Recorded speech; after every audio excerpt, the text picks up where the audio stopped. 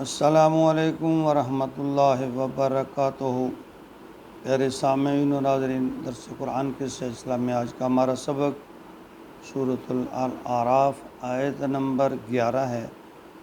اعوذ باللہ من الشیطان الرجیم، بسم اللہ الرحمن الرحیم۔ وَلَقَدْ خَلَقْنَاكُمْ ثُمَّ صَوَّرْنَاكُمْ ثُمَّ قُلْنَا لِلْمَلَائِكَةِ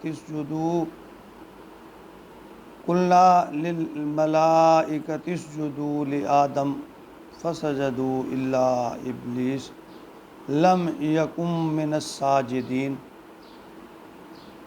اس آیت مبارکہ میں اللہ رب العالمین نے انسان کی جو تخلیق ہے اس کا ذکر فرمایا کہ انسان کی قدر و منزلت اس کو اجاگر کرتے ہوئے فرمایا کہ کس طرح اس کی یہاں اسے میں تصویر کشی کی گئی ہے کہ انسان کو مسجود ملائکہ بنایا اور بتایا کہ اے انسان، محتاط رہنا، تیرا سب سے بڑا دشمن جو ہے وہ شیطان ہے۔ فرمایا وَلَقَدْ خَلَقْنَاكُمْ، اور البتہ ہم نے پیدا کیا، ثُمَّ صَوَّرْنَاكُمْ، پھر ہم نے تمہاری شکل و صورت بنائی، ثُمَّ پھر قُلْنَا لِلْمَلَائِكَةِ، پھر ہم نے فرشتوں سے کہا اسجدوا لآدم، کہ آدم کو سجدہ کرو، فسجدوا، بس وہ سجدے میں گر گئے، الا ابلیس، سوائے ابلیس کے، لم یکم من الساجدین، وہ سجدہ کرنے والوں میں نہ ہوا، یعنی وہ لوگوں میں شامل نہ ہوا جو اللہ کا حکم بجا لاتے۔ ویسے تو اللہ رب العالمین نے اس کارخانہ قدرت کو اور اس میں ہر چیز کو اپنی قدرت کاملہ سے کن کہہ کر بنایا، لیکن انسان کے بارے میں فرمایا کہ میں نے اسے اپنے ہاتھوں سے بنایا۔ خلقت بیدی، یعنی سورہ صاد میں آیت نمبر 75 میں اللہ رب العالمین فرمایا قال یا ابلیس ما منعک ان تسجد لما خلقت بیدی، اے ابلیس، اے شیطان، تجھے کس نے منع کیا کہ وہ تو اس کو سجدہ نہ کرے جس کو میں نے اپنے ہاتھوں سے بنایا۔ تو تخلیق انسانی کا آغاز حضرت آدم سے ہوا۔ اللہ نے تمام انسانوں کی ارواح کو پہلے پیدا کر لیا تھا، پھر ڈھانچہ اور جسم بنا کر اس میں روحیں جو پہلے سے پیدا شدہ تھیں ان کو پھونک دیا۔ تو انسانی تخلیق کا مقصد ربوبیت کا اظہار ہے۔ انسان اللہ کی تخلیق کا ایک شاہکار ہے، اور ایسی تخلیق کہ دنیا میں کروڑوں اربوں انسانوں کو اللہ تعالیٰ نے پیدا کیا، اور ہر ایک کی شکل و صورت، خد و خال الگ الگ اللہ تعالیٰ نے بنا دیے۔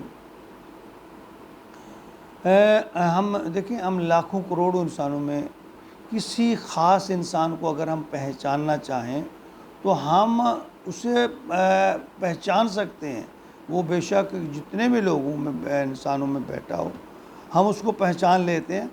اس سے بڑھ کر یہ دیکھیں کہ اللہ تعالیٰ نے انسان کا جو ڈھانچہ بنایا ہے اس میں انسان کی پوریں، اب دیکھیں ایک حصہ ہے اور پور انگوٹھا کو لیجئے 1 انچ کی جگہ ہے، اس میں اللہ تعالیٰ نے ایسے اپنے قدرت کے شاہکار پیدا کیے ہیں کہ پوری روح زمین پر بسنے والے انسان، ان کا انگوٹھا یا انگوٹھے پہ بننے والے نقش و نگار کسی کے میچ نہیں کرتے۔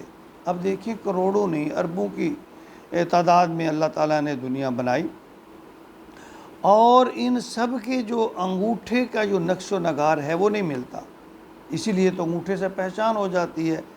تو یعنی بظاہر یہ لکیریں سی ہمیں نظر آتی ہیں، لیکن اللہ کی حکمت دیکھیں۔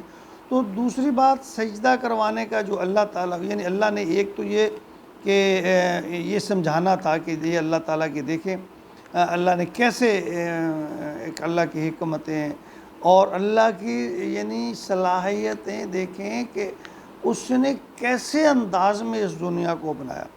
اور دوسری بات اس میں جو فرمائے گی کہ سجدہ کروانے کا مقصد یہ عبادت نہیں تھی، صرف یہ پرکھنا ہے کہ کون اللہ کے حکم کو مانتا ہے اور اس کو بلا چونچرا مانتا ہے۔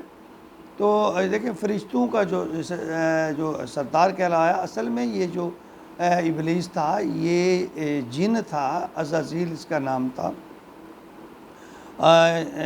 تو یہ اپنی عبادت کرتے کرتے اللہ کے اتنا قریب ہو گیا کہ یہ فرشتوں میں ہی شمار ہونے لگا، فرشتہ نہیں تھا، یہ جن کی مخلوق میں سے تھا جو آگ سے پیدا ہوتی ہے۔